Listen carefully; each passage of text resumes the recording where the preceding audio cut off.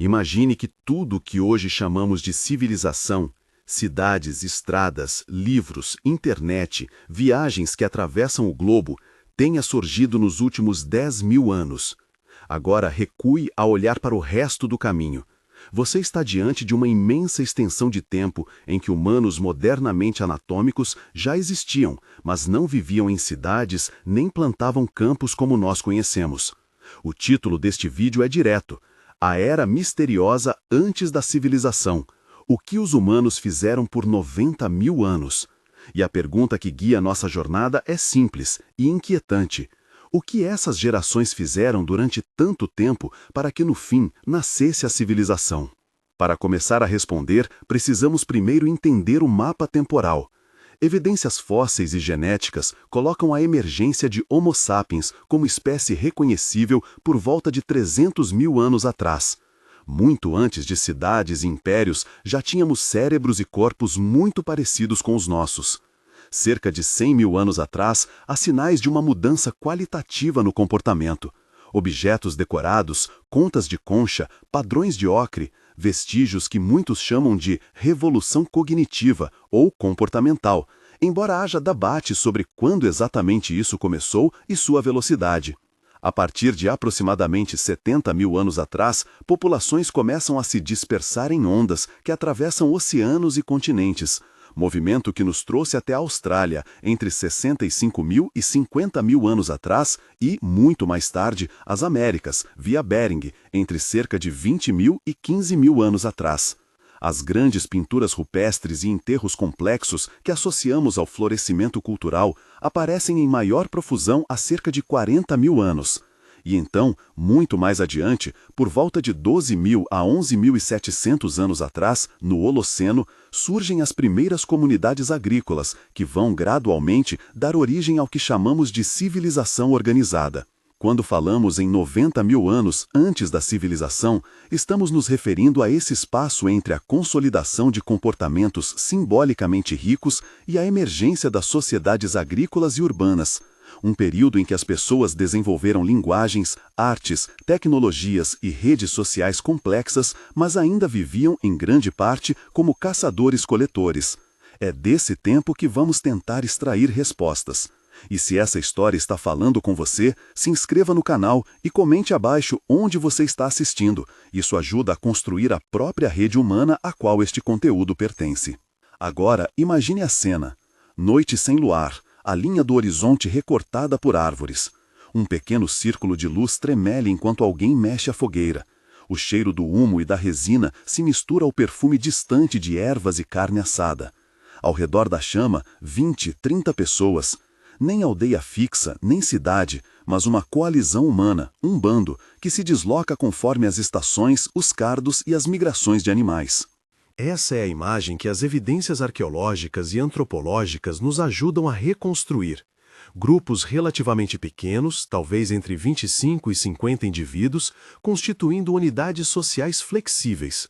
Essas bandas podiam se unir em redes maiores ou fragmentar-se em unidades menores conforme a necessidade.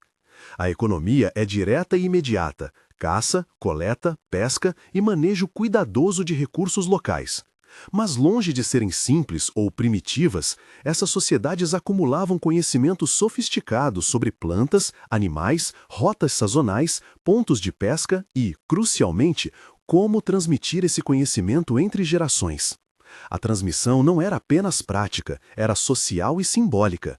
Avós e anciãos desempenhavam um papel central, não apenas como cuidadores, mas como armazéns vivos de memória sobre locais propícios, técnicas de processamento de alimentos, sinais de mudança no clima.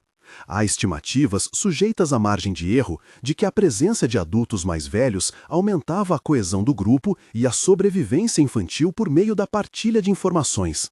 Da mesma forma, as crianças cresciam em comunidades intensamente colaborativas. A aprendizagem era incorporada na vida cotidiana, não confinada a uma instituição formal. A divisão do trabalho era flexível. Homens e mulheres frequentemente participavam de diferentes tarefas, mas as fronteiras não eram rígidas. Contextos e oportunidades moldavam quem caçava, quem coletava, quem cuidava. Materialmente, essas populações dominavam um conjunto de tecnologias que, para nós hoje, parecem simples, pedras lascadas, pontas, raspadores, mas que exigiam habilidade técnica apurada e escolhas cognitivas complexas.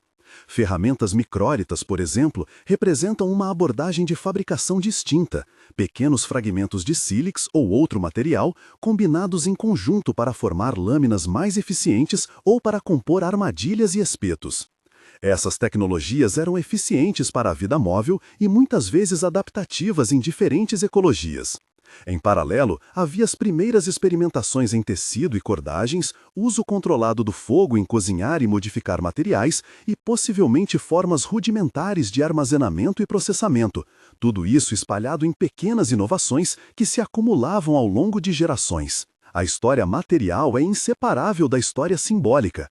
Sítios como a caverna de Blombos, na África do Sul, produziram placas de ocre trabalhadas com padrões geométricos e contas de concha perfuradas datadas de cerca de 100 mil anos atrás. Esses objetos não são apenas artigos decorativos, são evidências de pensamento simbólico, a capacidade de representar, de comunicar pertença, de criar sinais reconhecíveis entre membros de um grupo. Mais adiante e a norte, nas cavernas de Chauvet e Lascaux, há imagens de um mundo interior desdobrado em pigmentos e traços, representando bisões, cavalos, panteras, imagens que ecam não só habilidade técnica, mas um universo simbólico compartilhado, capaz de atravessar gerações. As flautas de osso encontradas em alguns sítios indicam que a música, o ritmo e o canto faziam parte do repertório humano muito antes de cidades. Pode ter sido música que uniu, acalmou, coordenou caçadas e ritualizou momentos. Esses sinais simbólicos apontam para algo essencial, a capacidade humana de construir realidades sociais através de sinais que não são imediatamente úteis para a sobrevivência física, mas que servem para organizar cooperação, estabelecer identidades e manter memórias coletivas. Contas, ocre, instrumentos, sepultamentos com oferendas, todos são peças de um sistema maior, redes de significação que ligam indivíduos e grupos. E essas redes não ficavam confinadas a um refúgio. Trocas de presentes, alianças matrimoniais exógenas e fluxos de objetos sugerem que comunidades distantes mantinham laços de cooperação. Esses laços funcionavam como uma espécie de infraestrutura social que permitia a circulação de ideias, genes e tecnologias. Há uma imagem que uso repetidamente porque ela ajuda a pensar: a fogueira como núcleo social.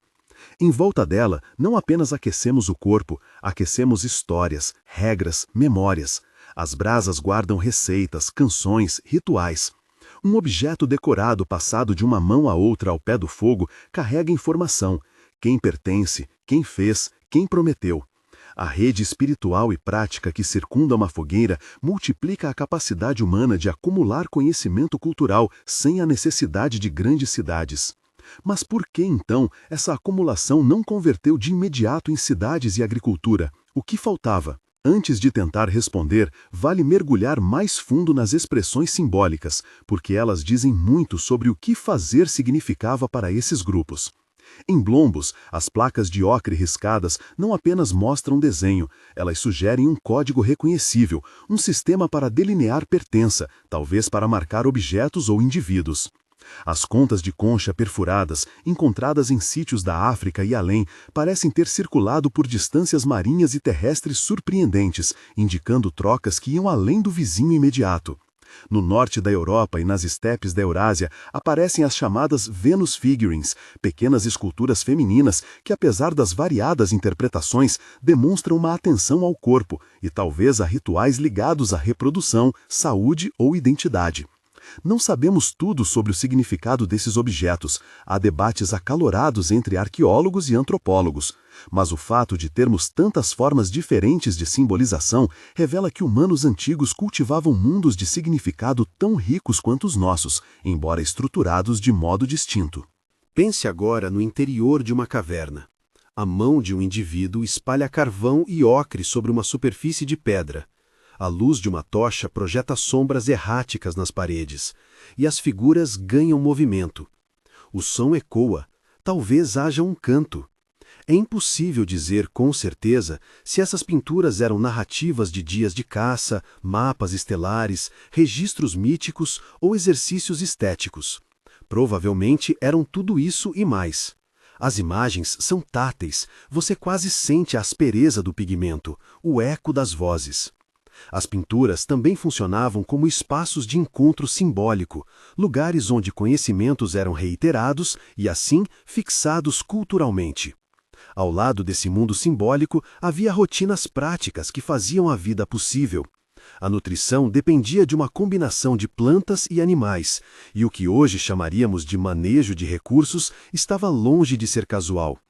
Identificar que raízes eram comestíveis após determinado tratamento, que sementes poderiam ser torradas e armazenadas com o menor risco de apodrecimento, que certos comportamentos sazonais de animais previam a chegada de outros recursos, tudo isso exigia acúmulo de informação.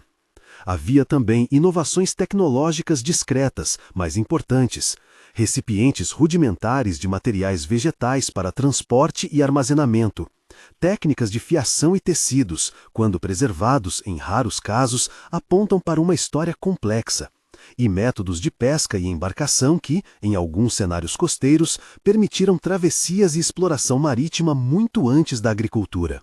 Essas capacidades práticas e simbólicas funcionavam em rede. Redes de parentesco e alianças matrimoniais, a chamada exogamia, eram um modo de evitar consanguinidade e de manter fluxos genéticos e culturais entre grupos. Trocas por presentes que os etnógrafos contemporâneos também documentaram entre povos caçadores-coletores podiam envolver ferramentas, ornamentos ou alimentos e serviam para reforçar laços diplomáticos. Essas trocas não foram meras transações econômicas, eram comunicação social em formato material. A comparação com a economia de mercado moderna é enganosa. Aqui, um presente significava obrigação, lembrança, reconhecimento. Era tecido social. E então há o tema das misturas humanas. Enquanto o Homo sapiens expandia seu território, encontrou parentes próximos, neandertais na Europa e na Ásia Ocidental, denisovanos na Ásia Central e Leste e outras populações que, eventualmente, se misturaram conosco em graus variados. Evidências genéticas modernas indicam que populações fora da África carregam traços de Neandertal, percentuais que variam conforme a região e as estimativas, mas que atestam cruzamentos antigos. Os denisovanos deixaram seu rastro de modo particular em sequências genéticas presentes em povos do Sudeste Asiático e ilhas do Pacífico. Essas trocas não nos tornam menos sapiens, pelo contrário, mostram a complexidade das interações e o mosaico humano que se formou. Intercâmbios genéticos também implicam intercâmbios culturais possíveis, ideias e tecnologias que se moviam junto com pessoas e casamentos. Se permitirmos uma imagem, a dispersão humana parece menos uma conquista monolítica e mais uma tapeçaria em que fios de diferentes cores se entrelaçam, rompem e voltam a se unir. Cada fio é uma comunidade com seus próprios instrumentos, seus próprios mitos, suas próprias estratégias de sobrevivência. Durante 90 mil anos, essas tapeçarias foram tecidas, desfiadas e remendadas inúmeras vezes. Ainda assim, apesar dessa riqueza de prática e simbolismo, as cidades não emergiram. Por quê? Antes de tentar responder completamente, precisamos colocar na mesa um fator que, por vezes, é referido como um possível acelerador ou freio: grandes choques ambientais. A erupção do supervulcão Toba, na Sumatra atual, ocorrida há aproximadamente 74 mil anos atrás, é muitas vezes citada como um evento de grande impacto. Há hipóteses que sugerem que Toba gerou um resfriamento global temporário e que esse choque pode ter levado a gargalos populacionais, quedas significativas nos tamanhos de grupos humanos que, por sua vez, afetariam diversidade genética e cultural. No entanto, há controvérsia. Algumas evidências arqueológicas e paleoclimáticas apontam para impactos localizados ou menos severos em determinadas regiões. Portanto, a narrativa precisa ser cuidadosa. Toba pode ter sido um estressor importante em alguns ecossistemas e para algumas populações, talvez acelerando inovações adaptativas em certos contextos. Mas não há consenso de que tenha sido o grande catalisador universal. E enquanto o mundo oscilava entre climas frios e mais amenos, os humanos continuaram a desenvolver técnicas e redes que ampliavam sua capacidade de viver em vários ambientes. A maritimidade, a habilidade de explorar zonas costeiras e ilhas, é um desses capítulos de criatividade humana que desafia a ideia de um avanço linear. A colonização da Austrália, por exemplo, entre 65.000 e 50.000 anos atrás, exigiu travessias marítimas deliberadas em alguma escala. Não mera deriva, mas navegação suficientemente controlada para transportar pessoas e animais. Isso implica entendimento de correntes, ventos, embarcações rudimentares e estratégias de provisão. Essa conquista é um parêntese ilustrativo. Gastar-se milhões de anos em variações e experimentações antes de uma transição generalizada para a agricultura não significa retardo, mas acúmulo complexo de capacidades. Tudo isso nos leva de volta à pergunta: por que a civilização, entendida como sedentarização em larga escala, agricultura e hierarquias urbanas, só surge depois de tanto tempo, quando já existia uma base cultural tão rica? A resposta que emergirá ao longo desta série não é única, será um mosaico de fatores interligados. Um elemento-chave parece ser que a agricultura exige não apenas conhecimento técnico sobre plantas e sementes, mas condições ecológicas relativamente estáveis, práticas de armazenamento efetivas, densidades populacionais suficientemente altas para sustentar especialização de trabalho e uma economia que torne vantajoso permanecer fixa num lugar. Em outras palavras, a agricultura e cidades não são apenas inovações técnicas, são soluções institucionais e demográficas a desafios específicos. E esses desafios só se alinharam em alguns lugares do planeta quando o clima entrou em fases mais estáveis, no Holoceno, e quando o acúmulo de conhecimento e redes sociais permitiu a transmissão e intensificação de práticas agrícolas. Mas antes que percorramos o caminho que leva dos grupos nômades às primeiras aldeias agrícolas, ainda há de explorar com mais detalhe como essas sociedades de caçadores-coletores viviam no dia a dia e como acumulavam conhecimento cultural. Precisamos ouvir melhor as histórias guardadas nas ferramentas, nos pigmentos, nos sepultamentos. Precisamos compreender as tensões internas, como conciliavam mobilidade com memória, tradição com inovação, laços locais com redes de exogamia. E precisamos olhar para os mecanismos concretos de aprendizagem social que permitiam que invenções isoladas se tornassem tradições compartilhadas. Voltemos ao Círculo do Fogo. É ali que, provavelmente, a maioria das decisões cotidianas e simbólicas se consolidava. Uma cena de manhã pode nos mostrar um ritual prático tão simples quanto o preparo de um recurso vegetal que contém toxinas. Duas pessoas conversam, demonstrando o processo em duas gerações, trocando instrumentos, testando texturas. Outro dia, à tarde, um caçador chega com uma nova forma de ponta de lança. Em torno da chama, as pessoas experimentam, desmontam e adaptam a técnica. O fogo serve tanto como forno quanto como oficina e universidade. A cooperação é cotidiana. Compartilhar o animal caçado divide riscos. As crianças ajudam nas tarefas e aprendem por imitação e ensino prático. A negociação do que é privado e o que é público, do que se guarda e do que se oferta, é uma prática social refinada que regula a vida do grupo. Essas escolhas moldam os incentivos para inovar ou conservar técnicas. Do ponto de vista material, os custos de mudar radicalmente eram altos. Uma inovação que funcionasse bem em uma encosta úmida poderia ser inútil em uma planície aberta. A mobilidade, por sua vez, impunha limites ao acúmulo de bens volumosos, recipientes pesados, grandes estoques de grãos e, portanto, certas formas de armazenamento e produção em escala eram inviáveis até que houvesse um julgamento demográfico favorável. Em muitas regiões, a melhor estratégia era manter flexibilidade. As mudanças sazonais ofereciam oportunidades de diversificar dietas e minimizar riscos climáticos. Outra peça desse quebra-cabeça foi a economia social do prestígio. Lideranças emergiam por mérito. Quem decorava melhor, quem conduzia uma caçada arriscada com sucesso, quem curava.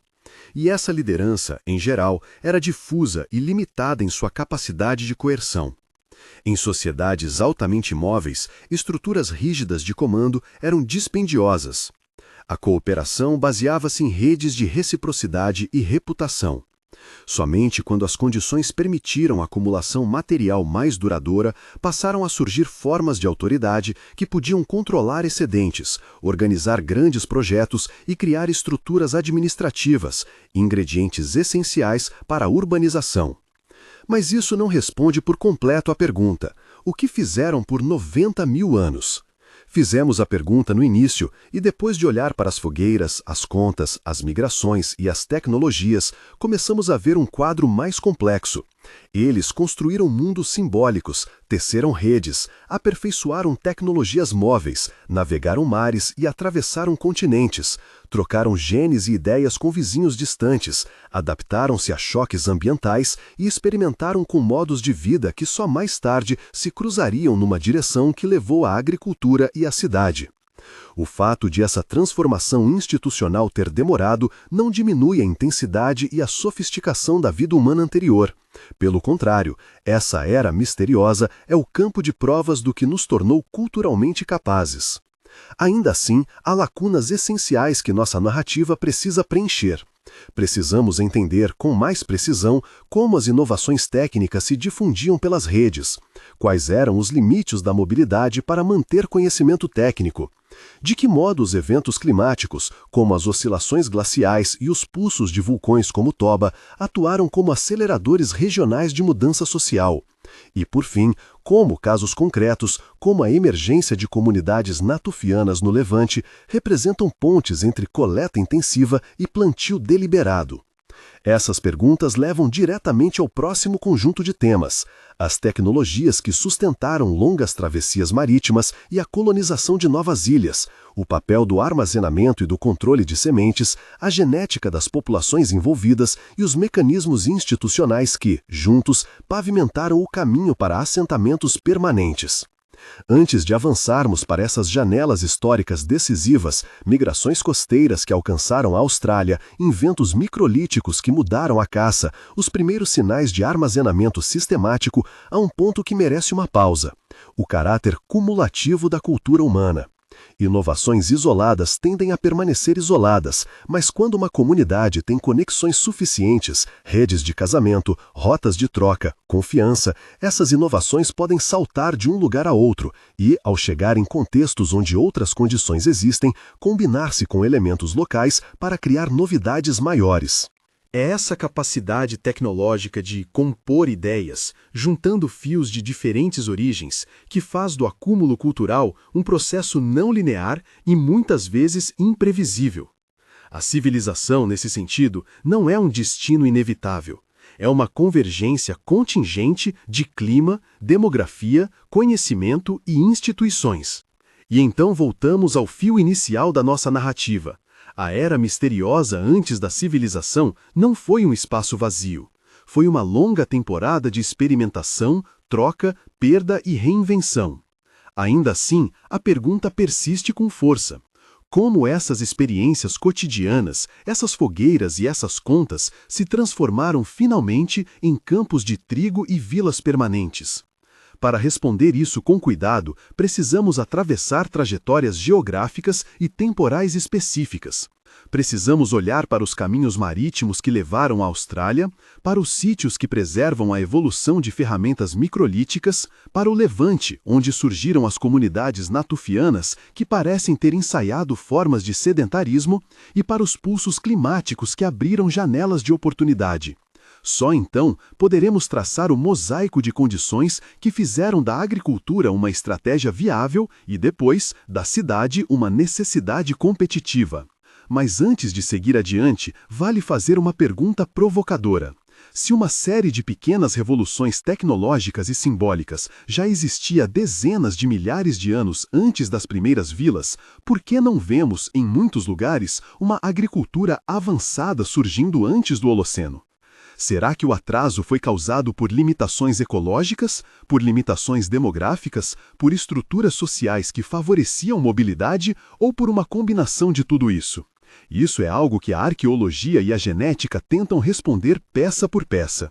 E ao passo que avançamos na narrativa, iremos examinar sítios específicos, discutir as inovações técnicas com mais detalhe e considerar como fatores como armazenamento, competição e estabilidade climática se entrelaçam para transformar práticas em instituições. Chegamos assim a um ponto de transição. Fechamos o primeiro círculo da fogueira.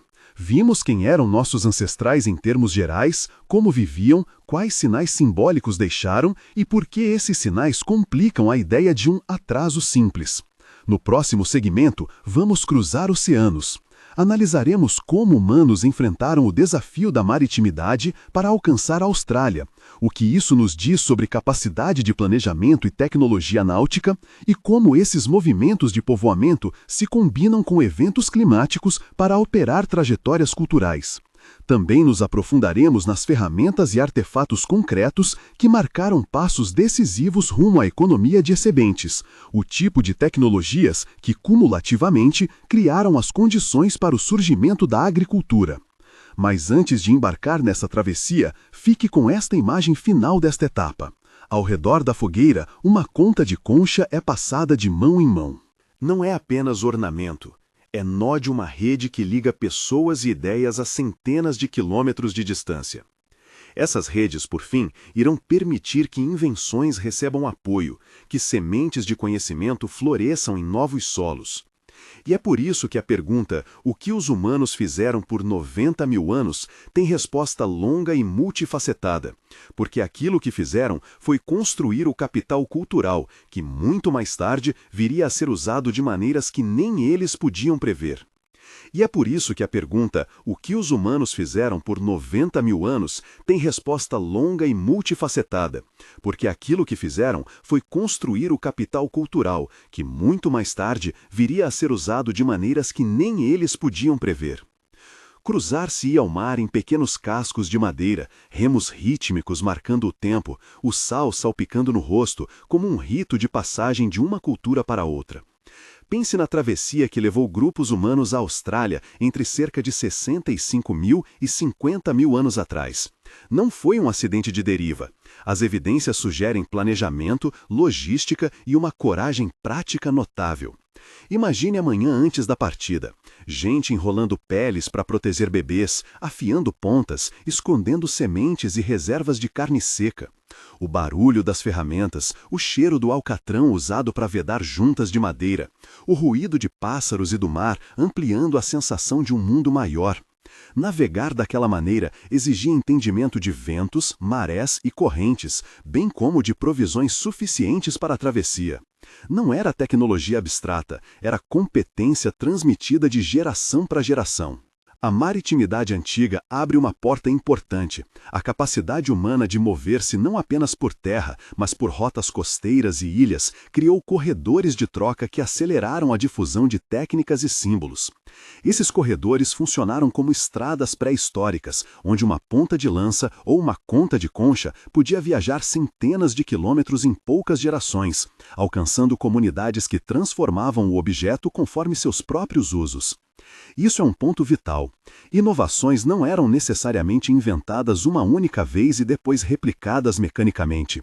Muitas vezes surgiam várias vezes, em contextos distintos, e só quando redes sociais permitiam a circulação é que uma solução se tornava difundida. Um exemplo técnico que ilustra bem essa dinâmica são os micrólitos, pequenas lâminas de sílex ou cristal retocadas e montadas em cabos de madeira ou ossos para formar pontas complexas e armadilhas. Em termos de eficiência, essas pequenas lâminas permitiram armas mais leves, projéteis ou ferramentas intercambiáveis, que poupavam material e se adaptavam facilmente a diferentes presas. Micrólitos aparecem em diversos pontos do globo, em épocas variadas. Seu aparecimento e sucesso são um testemunho da maneira como invenções modulares se difundem em redes sociais amplas. E sempre há um micro-hook. Se microlitos tornaram a caça mais eficiente, como isso influenciou a mobilidade e a probabilidade de uma comunidade se tornar fixa? Outro elemento material que merece destaque é a corda e o tecido. É fácil subestimar o impacto de uma corda bem feita.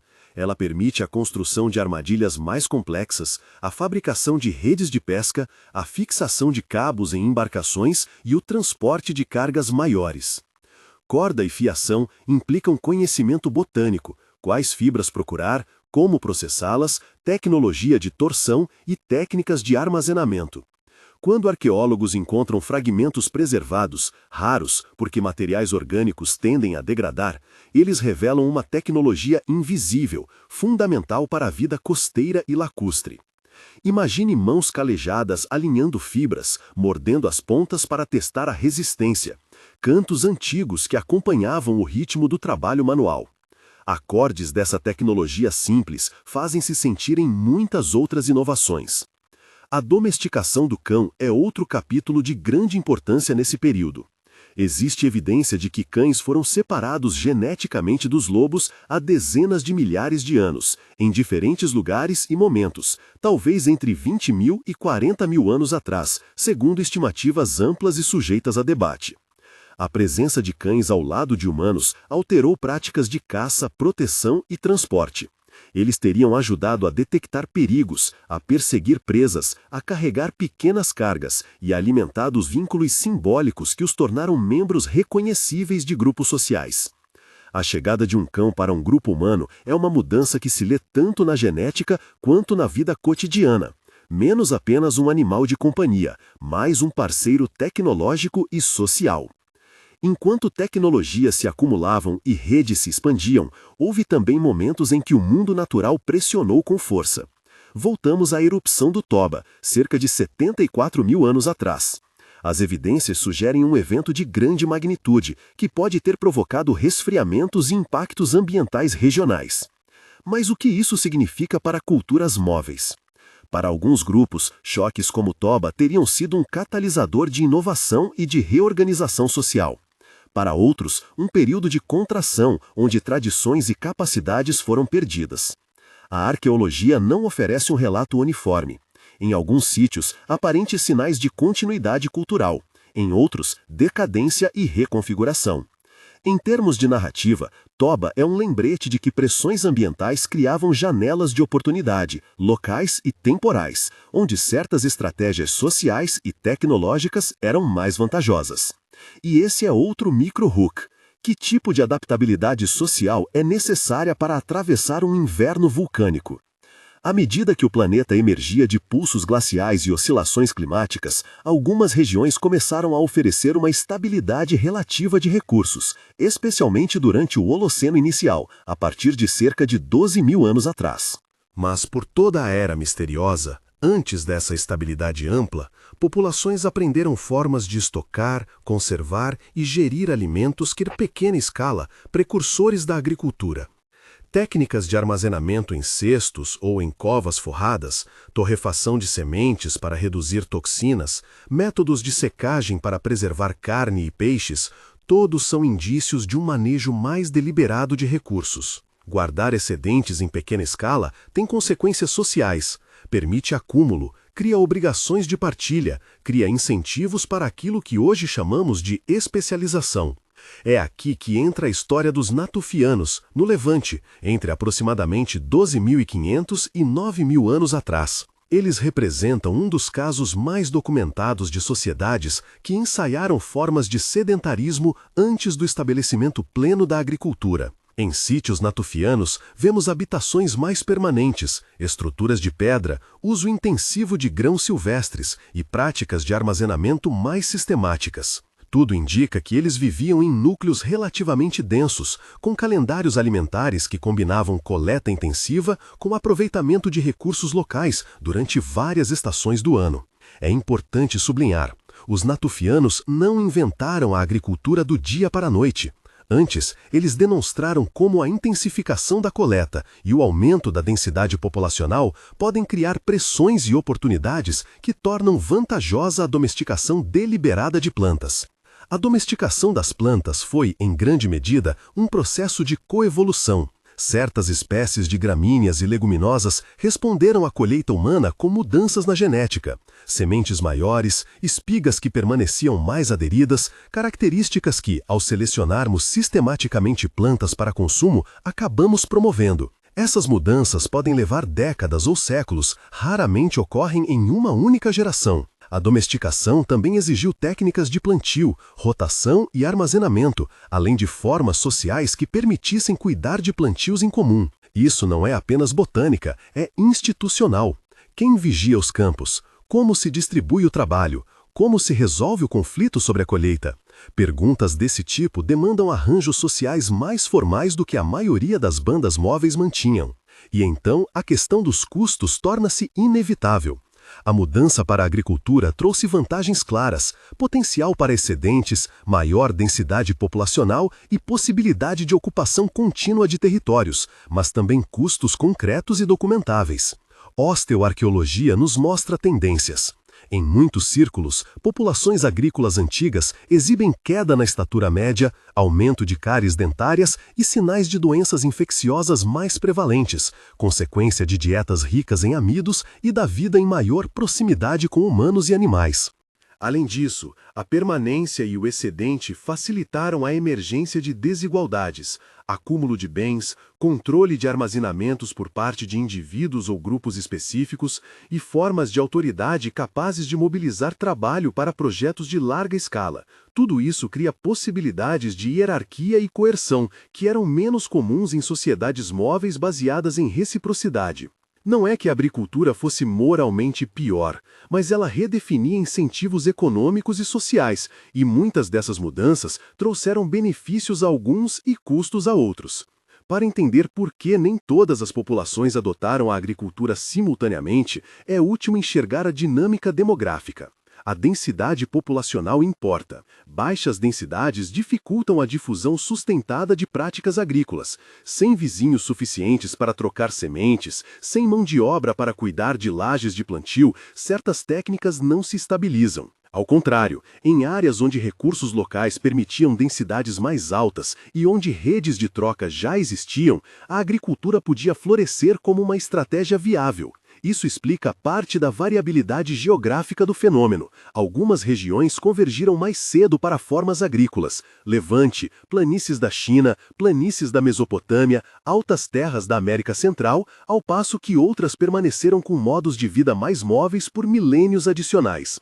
Voltando a uma perspectiva tecnológica, vale destacar invenções relacionadas ao armazenamento e ao transporte que foram fundamentais. Recipientes cerâmicos, por exemplo, facilitam estocagem por longos períodos e cozimento de alimentos. A cerâmica aparece em momentos diferentes ao redor do planeta, e sua utilidade é diretamente ligada à ideia de manter reservas em um lugar fixo. Redes e cestos, já mencionados, desempenharam papel análogo em contextos onde cerâmica ainda não se desenvolvia. Ferramentas para moagem de grãos, mós e pilões são marcas claras de que sementes passaram a integrar dieta de forma substancial. Cada peça tecnológica age como uma engrenagem numa máquina social que, quando suficientemente montada, possibilita a agricultura. As consequências culturais também se aprofundam. Em assentamentos permanentes, surgem espaços para a especialização, artesãos que trabalham cerâmica, tecelões, carpinteiros. A divisão do trabalho torna-se mais complexa e surgem elites capazes de organizar grandes esforços, construção de infraestruturas, gestão de excedentes, manutenção de ordens internas. Práticas ritualísticas mudam também. Templos, espaços cerimoniais e enterramentos próprios podem se desenvolver em maior escala, reforçando identidades coletivas mais amplas. No entanto, essas conquistas institucionais não são isentas de tensões. Concentração de poder pode gerar conflitos, guerras e pressões sobre recursos locais, que degradam ecossistemas. Em outras palavras, a civilização traz inovações tecnológicas e organizacionais, mas também problemáticas novas. Há algo particularmente notável no modo como tradições de longa duração podem, de repente, ser reconfiguradas. Quando as redes são densas, um pequeno impulso institucional pode produzir efeitos em cadeia. Por exemplo, o armazenamento bem-sucedido de sementes por algumas gerações pode impulsionar a experimentação com cultivares mais estáveis. A estabilização climática de milênios, ao reduzir a variabilidade, fez com que investimentos em técnica agrícola tivessem retorno previsível. A combinação de acúmulo cultural, densidade demográfica e janelas climáticas estáveis foi crucial. E assim se desenha outro micro-hook. como as pressões ambientais e as oportunidades sociais convergiram para permitir que a agricultura deixasse de ser apenas uma prática ocasional e se tornasse dominante em algumas regiões? A colonização das Américas é outro segmento dessa longa tapeçaria. Entre aproximadamente 20 mil e 15 mil anos atrás, populações humanas atravessaram o Estreito de Bering ou circularam por rotas costeiras que mais tarde ficaram submersas. O debate sobre se a colonização foi principalmente pelo interior, uma ponte terrestre, ou através de rotas costeiras permanece aberto. Provavelmente ambos os caminhos foram usados em momentos diferentes. Ao chegar às Américas, esses grupos encontraram ecossistemas ricos, megafauna e desafios climáticos próprios. Em muitos casos, a domesticação de plantas locais só ocorreria muito mais tarde, com práticas regionais específicas que levariam, por exemplo, à domesticação do milho na Mesoamérica milhares de anos depois. Esse é um lembrete de que a domesticidade das plantas não era um processo universal, mas sim um conjunto de soluções locais emergindo em diferentes contextos. A convivência e mistura com outras espécies humanas, tema que já tocamos, continua a ser fundamental para entender a variabilidade cultural. Interações com neandertais e denisovanos não significaram uma substituição limpa, foram encontros que deixaram traços genéticos e possivelmente culturais. Essa mosaicoidade faz com que nossa história não possa ser narrada apenas como uma sequência linear de melhorias tecnológicas, mas como um emaranhado de trocas, perdas e reconfigurações. O legado desses encontros é visível no DNA moderno, nos traços adaptativos, como versões de genes que influenciaram resposta imunológica ou adaptação à altitude e, talvez, em práticas culturais que perderam a marca do seu autor original. Entramos então no ponto de clímax interpretativo. Por que civilização aparece tarde, não por ignorância, mas por contingência? O lançamento da agricultura e a formação de cidades parecem requerer 4 peças simultâneas: recursos ecológicos favoráveis e relativamente estáveis, acúmulo tecnológico suficiente para gerir plantios e armazenagens, densidade demográfica que torne a sedentarização vantajosa e instituições sociais capazes de gerir excedentes e resolver conflitos. Em muitos lugares, um ou outro destes elementos faltava. Em outros, todos convergiram. Quando se alinharam, novamente, por contingência histórica e ecológica, nasceram vilas, depois cidades e, por fim, civilizações complexas. Portanto, a resposta para o que fizeram por 90 mil anos é: eles fizeram o trabalho lento e paciente de montar cada uma dessas peças. Ao alcance deste ponto, a cena final da nossa narrativa precisa de uma imagem que una passado e presente. Visualize, pela última vez, a fogueira, agora transformada. Sua chama é substituída pela luz tênue de um lampião sobre uma mesa de cerâmica, por uma oficina de tecelagem onde alguém, mais tarde, produzirá um tecido que servirá de vestimenta para um chefe local. As brasas ainda guardam histórias, mas também agora há arquivos mais duráveis, depósitos de grãos, paredes de pedra, registros de tributos. Aquilo que começou como uma conta de concha passada de mão em mão, transformou-se ao longo de milênios em redes de armazenamento, mercados e escrita. A civilização não foi um golpe súbito de destino, foi a sedimentação de decisões, experimentos, fracassos e sucessos acumulados ao longo de dezenas de milhares de anos. E o legado disso para nós hoje? Primeiro, uma lição de humildade temporal. O que consideramos primitivo era, na verdade, sofisticado em suas próprias métricas e plenamente adequados para ambientes e estilos de vida específicos. Segundo, uma lição sobre a natureza da inovação. Ela raramente é instantânea, é um processo de composição social. Terceiro, uma reflexão sobre quem pagou o preço das transformações.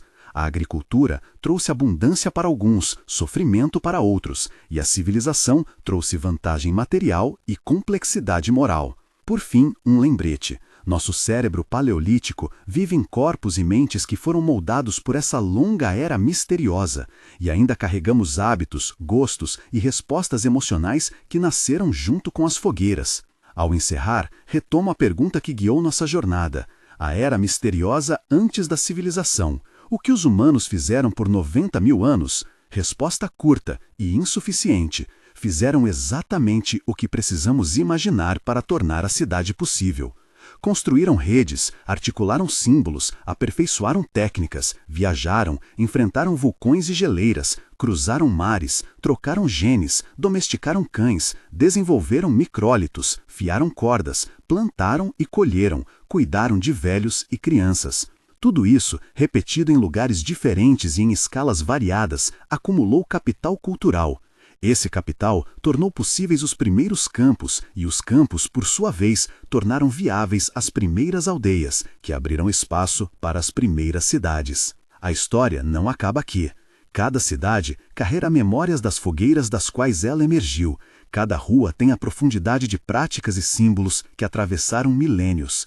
Quando você passa por uma praça, por um mercado ou por uma biblioteca, imagine por um instante as mãos que, ao longo de 90.000 anos, testaram, perderam e preservaram técnicas para que aquelas coisas pudessem existir. É uma história de paciência e de engenho humano, uma narrativa que funda tanto admiração quanto inquietação. Admiração pela criatividade e resiliência de nossos ancestrais. Inquietação diante dos custos e das escolhas que levaram até aqui. Se essa viagem no tempo mexeu com você, compartilhe este vídeo com alguém que goste de história profunda.